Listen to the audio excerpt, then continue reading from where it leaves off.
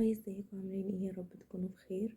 النهارده بقى ميعادنا مع فيديو جديد، بس قبل الفيديو متنسوش تعملوا لايك وسبسكرايب وشير للقناه وتسيبولي كومنت تحت برايكم. النهارده بقى اول فيديو من سلسله الفيديوهات اللي كنت وعدتكم بيها بتاعه تحضيرات عيد ميلادي.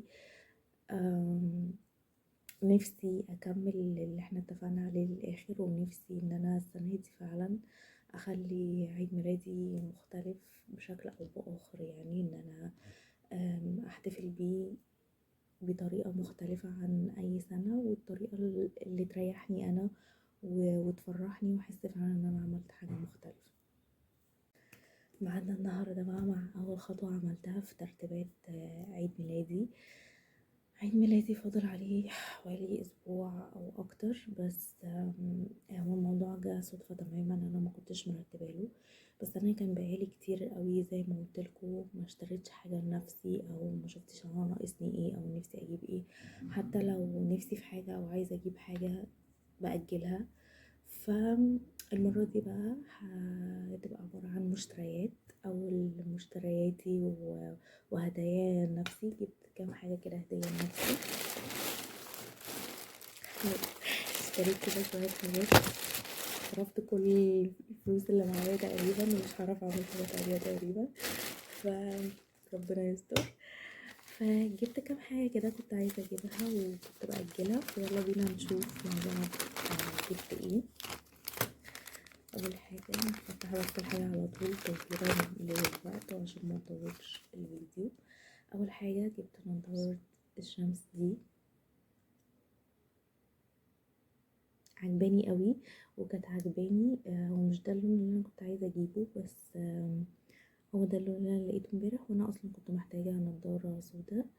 النضاره دي عجباني قوي من اول ما طلعت، وكان نفسي جدا اجيبها. زي ما قلت لكم كنت دايما نفسي في حاجات كتير ان انا اجيبها، ودايما باجل يعني او كده. فقررت اول ما لقيتها قدامي امبارح، لسه جايبه الحاجات دي امبارح. اول ما لقيتها قدامي امبارح قررت ان انا اجيبها. ايه رايكم؟ دي حلوه عليا ولا ايه؟ كانت عجباني قوي وجبتها عشان انا كان نفسي فيها من اول ما طلعت ترند وما جبتهاش، فاول ما لقيتها قدامي امبارح جبتها. فقولوا لي ايه رايكم، حلوه ولا ايه؟ طبعا دي دي هدايا لنفسي لعيد ميلادي، غير طبعا المخططات اللي قلت لكم ان انا ان شاء الله باذن الله هعملها.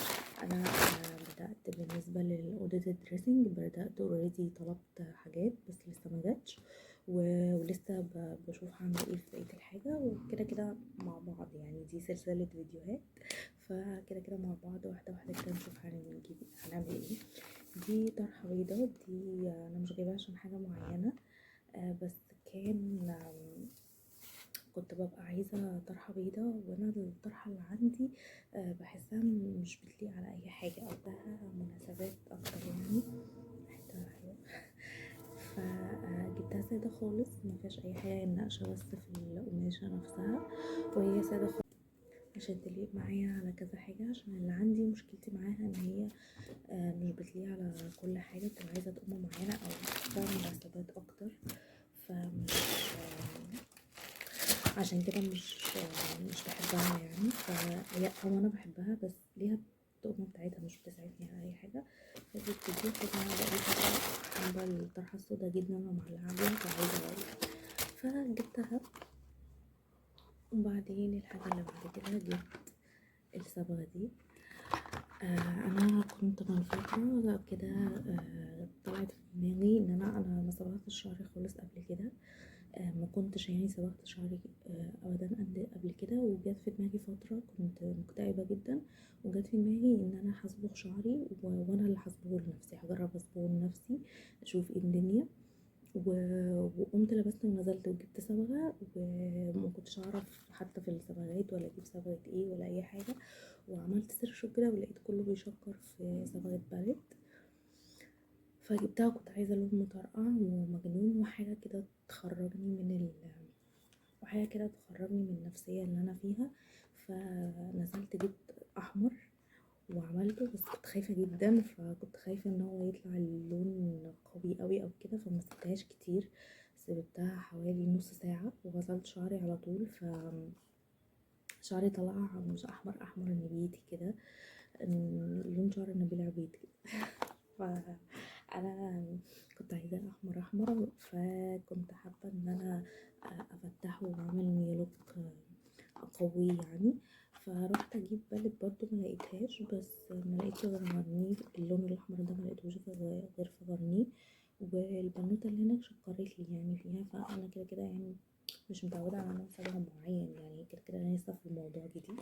فجبت ده علشان اعملها قبل عيد ميلادي، فبرضه يكون شعري لونه جديد على عيد ميلادي. بس المرة دي بقى هحسبها، يعني اشوف هحسبها قد ايه، ساعة مثلا ولا حاجة. خلاص نيجي الحاجة اللي بعدها.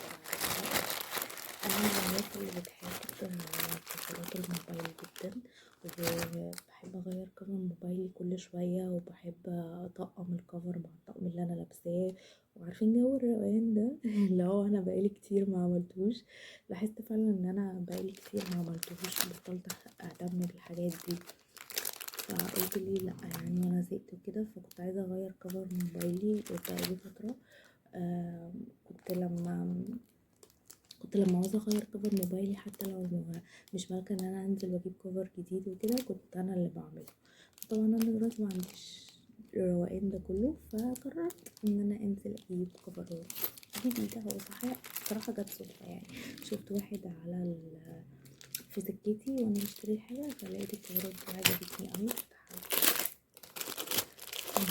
فجبتها. بصوا ده تحفه قوي، اللي هو بيبقى فيه الحاجات اللي هي جليتر كده بتتحرك، وهيبقى لونه ماشي مع لون موبايلي قوي. وجبت كمان ده عجبني، فاخدتهم هما الاتنين. انتوا فرصة يعني ان انا حنيت على نفسي اخيرا.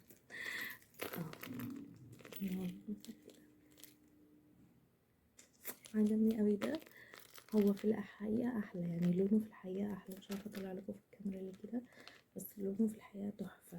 يعني حتى وهو في الكيسة كنت مترددة فيه، بس اول ما شلته هناك وشفته على الموبايل وكده، لا كان شكله تحفة، فجبته. شكله حلو اوي. نعم انا عارفة السلسلة الذهبي دي يعني هتاخد وقتها ولونها هيغير، بس عجبني فجبت. والله ما هحرم نفسي من حاجة. جبت كمان ده كاش البيت، وجبت كمان دي جبت كمان دي بلوزة كده.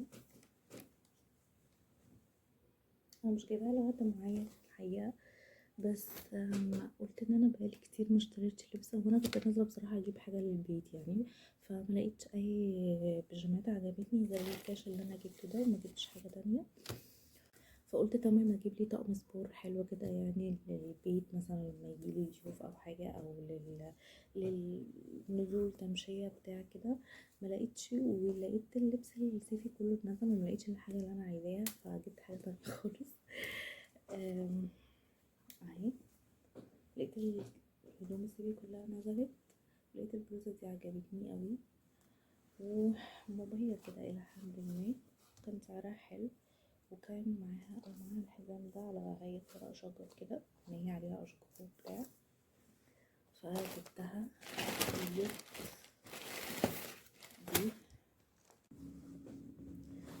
اهي، الشميز ده عجبني قوي برضه، تحفة.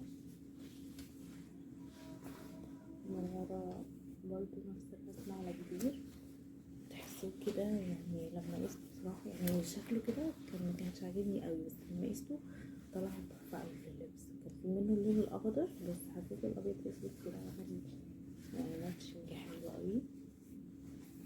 صوتي برضه طبعا كان سعره حلو كمان. فجبته بصراحة، لقيتهم الاتنين حلوين عجبوني، لذاذ ينفعوني في الصيف وكده، فجبتهم. وانا بحب الستايلات دي قوي. طبعا الحاجات دي هتشوفوني وانا لابساها على انستجرام ان شاء الله، هنزل لكم صور. بس كده خلاص. دي اونو اختي عطتهالي. بس كده خلصت. ده المشتريات اللي انا جبتها. ما جبتش حاجات كتير ابدا. ما جبتش حاجات كتير خالص بصراحه. آه بس اهو بحاول. بصراحه اليوم كان لذيذ وغير لي نفسيتي شويه، واشتريت حاجات فرحت بيها، لان انا كان بقالي فتره زي ما قلت لكم ما اشتريتش حاجات لنفسي وكده. ففرحت نفسي واعتبرتها ان هي هدية عيد ميلادي لنفسي، غير هدية الدريسنج. وفي كام حاجة بحضرهم للفترة الجاية. ان شاء الله ان شاء الله ان شاء الله يكملوا على خير يعني. هقولكم عليهم اكيد. بس لما يبقوا يعني اكيد يبقوا اكيد، وان انا اتاكد 100% انه تمام الحاجه دي هتحصل، هقولكم عليها. لكن دلوقتي مجرد تحضيرات ومجرد افكار ومش مترتبه، لسه مش عارفه ايه بالظبط منها اللي هيتم. فهشوف وهقولكم، هتابع معاكم طبعا في السلسله دي، وهنشجع بعض ان شاء الله. فما تنسوش بقى تسيبولي رأيكم في الكومنتات في المشتريات دي، قولولي ايه النظام. عرفت ان انا فعلا اكافئ نفسي بشكل كويس، او اهدي نفسي بحاجة. وقولولي لو حد عنده افكار قولوها لي. زي ما اتكلمت معاكم قبل كده، انا عندي حاجات معينة هي اللي اساسية ان انا اعملها، وما عنديش مانع ان انا ازود عليها حاجات تانية، يعني حسب الظروف وحسب التسهيل. وبس كده زي ما قلت لكم، يعني حاجه زي كده ما كانش مرتب لها، جت صدفه. ما كنتش حاطه في دماغي اي حاجه من اللي انا اشتريتها ديت. كله جه صدفه محض صدفه، ولما اخش محل حاجه بتفكرني بحاجه وهكذا. بس فرحت بيهم، وحاجات فعلا انا محتاجاها. يعني محتاجه الهدوم، بقالي كتير ما اشتريتش هدوم. محتاجه الطرحه البيضاء، كان بقالي فتره بقول ان انا عايزه اجيب طرحه بيضاء زياده. والنضاره كان نفسي فيها، والجرابات انا بحبها كنت عايزاها، والصبغه كده كده كنت ناويه اعملها. فيعني مش اللي هو عشان خاطر اشتري حاجات وافرح نفسي روحت صرفت الفلوس في حاجات كده وخلاص، عشان يبقى الاسم يعني انا جبت لنفسي هديه. جبت حاجات محتاجاها فعلا، واعتبرتها ان هي اول خطوه من الخطوات اللي احنا اتفقنا عليها. فيا رب تكون الحاجه عجبتكم، ويا رب اعرف اكمل الموضوع زي ما انا حاطاه في دماغي يعني، او زي ما انا بفكر فيه. ولو حد عنده افكار يكتبها لي في الكومنتات، ونشوف نقدر ننفذ منها ايه. في حاجات اساسيه انا قلت لكم ان انا مهمه جدا بالنسبه لي ان انا اعملها، وان شاء الله باذن الله لو قدرت ان انا اعملها هبدا افكر بقى في حاجات تانية وحاجات اخرى ان انا ابدا ازودها. ما عنديش اي مشكله، بس كخطوات اوليه نبدا بيها. فببدا بحاجه بسيطه عشان تشجعني على الخطوه اللي بعدها. وزي ما قلت لكم اوريدي في كذا خطوه في دماغي، هما خطوتين بس مش هقولكم عليها غير لما يبقوا اكيد واتاكد منهم. وبس كده، مش عايزه اطول عليكم اكتر من كده. متنسوش تسيبولي رايكم في الكومنتات على المشتريات، وتقولولي لو عندكم افكار تانية. وما تنسوش طبعا اللايك والشير والسبسكرايب، واشوفكم في الفيديو الجاي. باي باي.